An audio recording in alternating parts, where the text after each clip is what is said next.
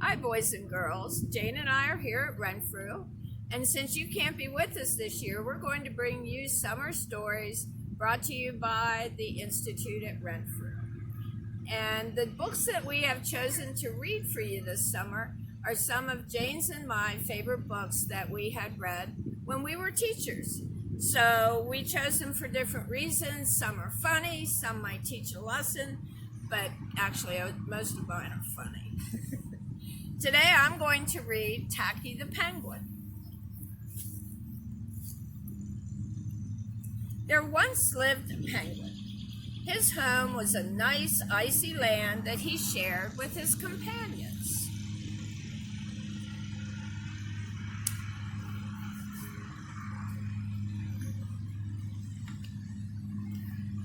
His companions were named Goodly, Lovely, Angel, Neatly, and Perfect. His name was Tacky. He was an odd bird.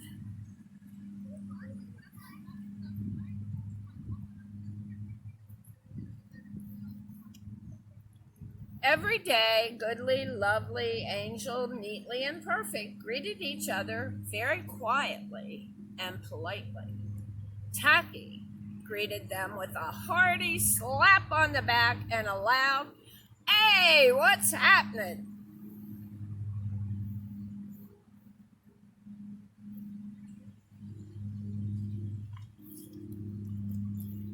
Goodly, Lovely, Angel, Neatly, and Perfect always marched. 1, 2, 3, 4. 1, 2, 3, 4. 1, 2, 3, 4. Tacky always marched.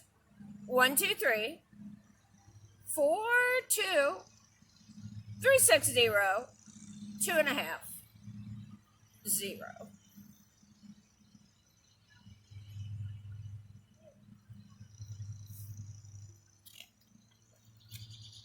His companions were very graceful divers. Tacky liked to do splashy cannonballs.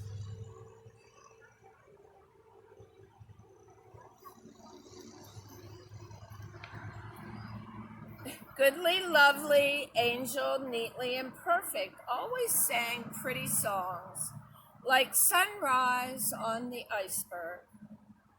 Tacky always sang songs like How many toes does fish have? Tacky was an odd bird.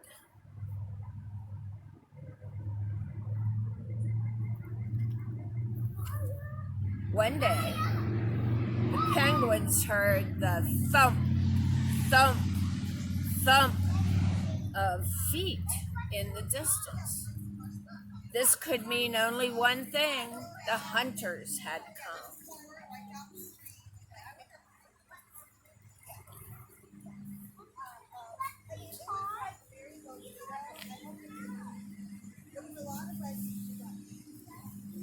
They came with maps and traps and rocks and locks, and they were rough and tough. As the thump, thump, thump drew closer, the penguins could hear their growly voices chanting, "We're gonna catch some pretty penguins and we'll march 'em with a switch, and we'll sell 'em for $1 and get rich, rich, rich."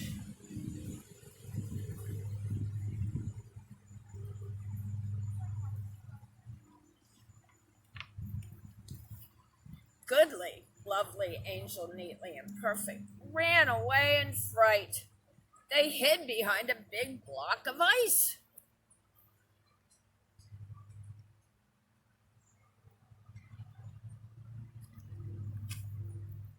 Tacky stood alone.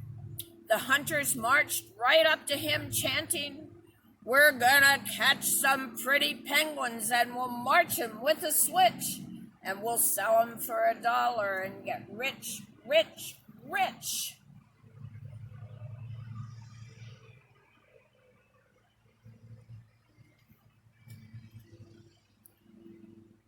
Hey, what's happening? Blared Tacky, giving one hunter an especially hearty slap on his back. They growled, "We're hunting for penguins. That's what's happening."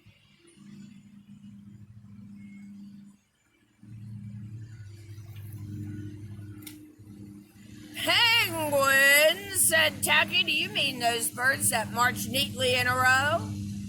As he marched 1, 2, 3, 4, 2, 3, 6, 0, 2.5, 0.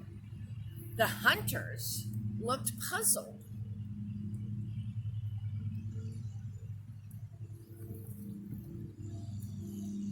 "Do you mean those birds that dive so gracefully?" Tacky asked.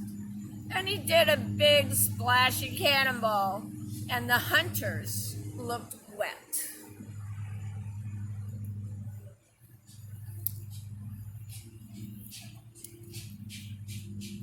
"Do you mean those birds that sing such pretty songs?"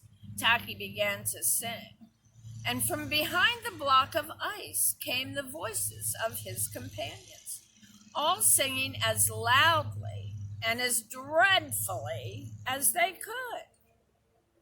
"How many toes does a fish have?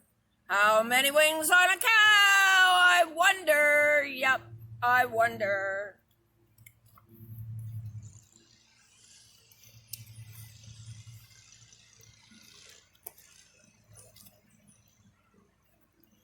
The hunters could not stand the horrible singing. This could not be the land of the pretty penguins. So they ran away with their hands clasped tightly over their ears, leaving behind their maps and traps and rocks and locks, and they were not looking at all rough and tough.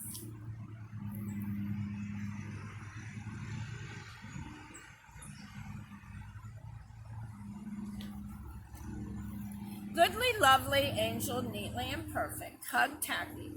Tacky was an odd bird, but he was a nice bird to have around.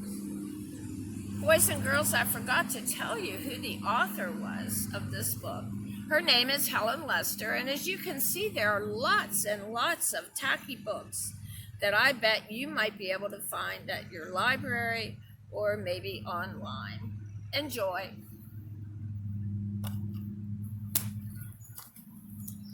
Boys and girls, I'm going to read to you one of my very, very favorite books. This is Owl Moon, and it's written by Jane Yolen. Owl Moon. It was late one winter night, long past my bedtime, when Pa and I went owling. There was no wind. The trees stood still as giant statues, and the moon was so bright the sky seemed to shine. Somewhere behind us, a train whistle blew, long and low, like a sad, sad song.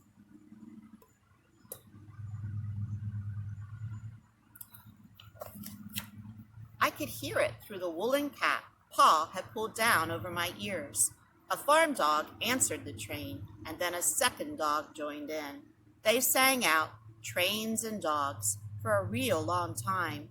And when their voices faded away, it was as quiet as a dream. We walked on toward the woods, Pa and I.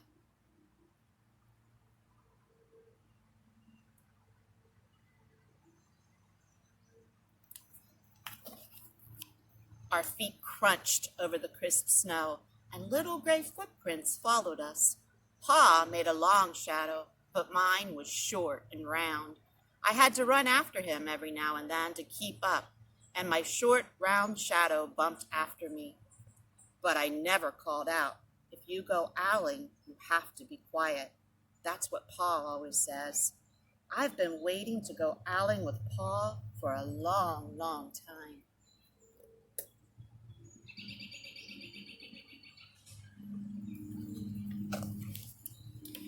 We reached the line of pine trees, black and pointy against the sky, and Pa held up his hand. I stopped right where I was and waited. He looked up, as if searching the stars, as if reading a map up there. The moon made his face into a silver mask, and then he called, "Hoo, hoo, hoo! Hoo, hoo, hoo!" The sound of a great horned owl. "Hoo, hoo, hoo! Hoo, hoo, hoo!"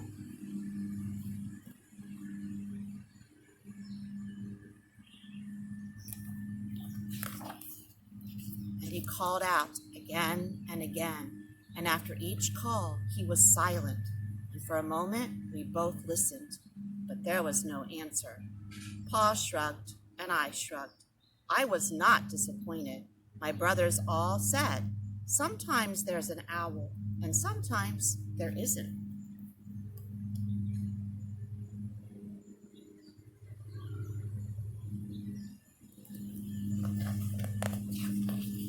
We walked on. I could feel the cold as if someone's icy hand was palmed down on my back, and my nose and the top of my cheeks felt cold and hot at the same time.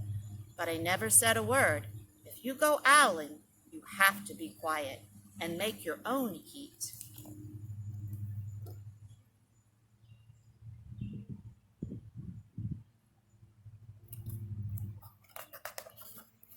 We went into the woods. The shadows were the blackest things I had ever seen. They stained the white snow. My mouth felt furry, for the scarf over it was wet and warm. I didn't ask what kind of things hid behind black trees in the middle of the night. When you go owling, you have to be brave.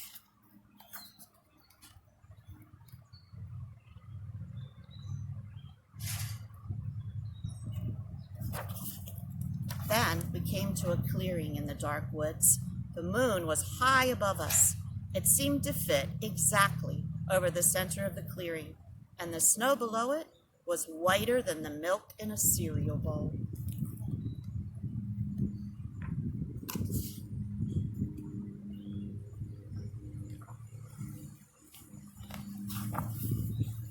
I sighed, and Pa held up his hand at that sound. I put my mittens over the scarf, over my mouth, and listened hard. And then Pa called, "Hoo, hoo, hoo! Hoo, hoo, hoo! Hoo, hoo, hoo!" I listened and looked so hard my ears hurt, and my eyes got cloudy with the cold. Pa raised his face to call out again, but before he could open his mouth, an echo came threading its way through the trees. "Hoo, hoo, hoo!"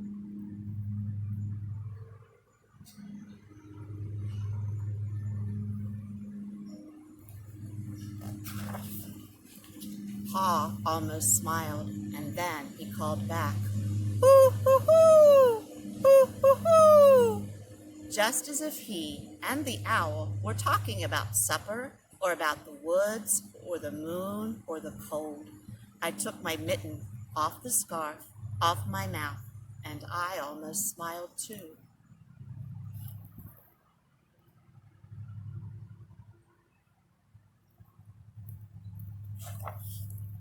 The owl's call came closer from high up in the trees on the edge of the meadow.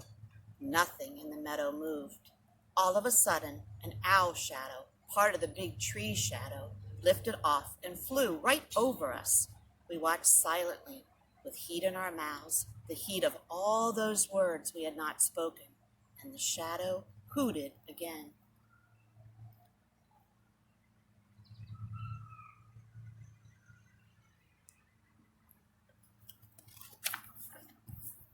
Pa turned on his big flashlight and caught the owl just as it was landing on a branch.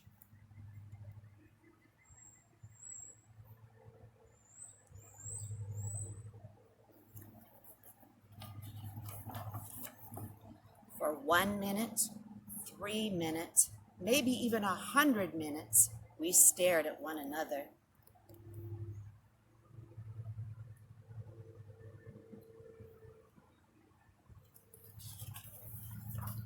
Then the owl pumped its great wings and lifted off the branch like a shadow without a sound. It flew back into the forest. "Time to go home," Pa said to me. I knew then I could talk. I could even laugh out loud. But I was a shadow as we walked home.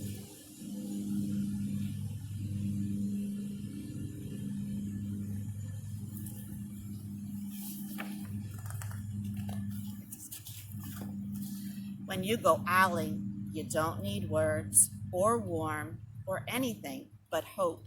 That's what Pa says, the kind of hope that flies on silent wings under a shining owl moon.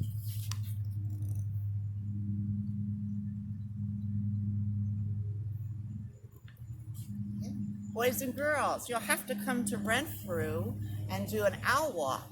They offer them several times a year. I think that would be great fun, and maybe you can do it under an owl moon.